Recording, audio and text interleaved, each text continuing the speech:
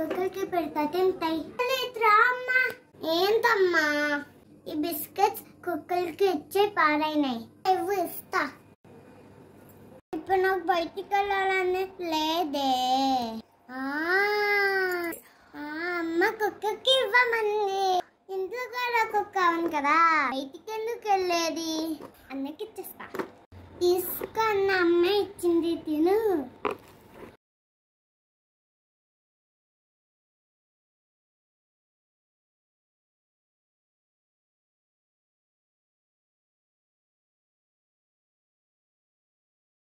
అయ్యో మెత్తగా అయిపోయినాయా, సరేలా తిందాం.